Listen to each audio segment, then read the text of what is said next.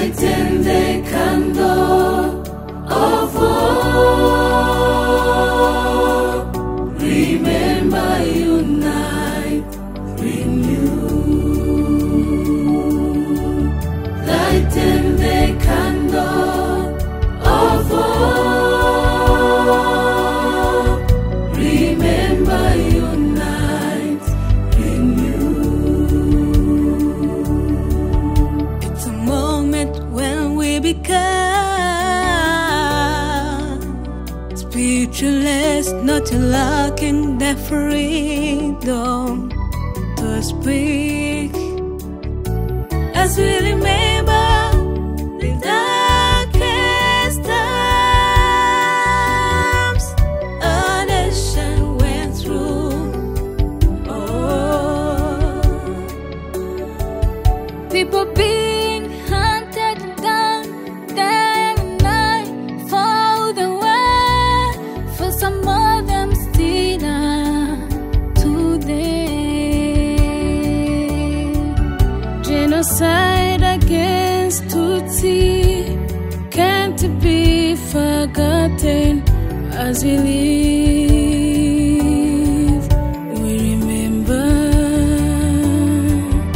Lighten the candle of hope. Remember, unite, renew.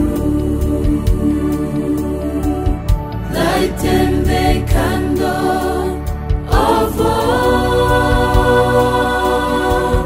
Remember, unite, renew. Some brave men and women risked their lives for us. They put an end to that tragedy. They made our Rwanda very safe. Young generation, we must protect our country and what we have achieved. Don't listen to the genocide deniers. Endure the future which is brighter than the past. Right than the Lighten the candle of hope. Remember, unite, renew.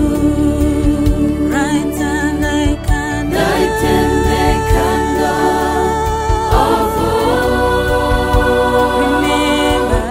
Remember, unite, renew. Mana data wa twese, wowe nkomoko y'urumuri, humuriza imitima ishavuye, ubumwe buturange, twibuke twiyubaka, kuko u Rwanda rukwiye ibyiza.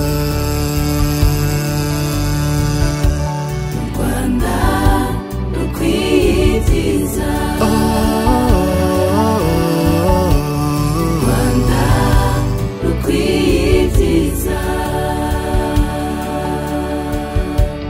Rwanda rukwiye ibyiza. Rwanda rukwiye ibyiza.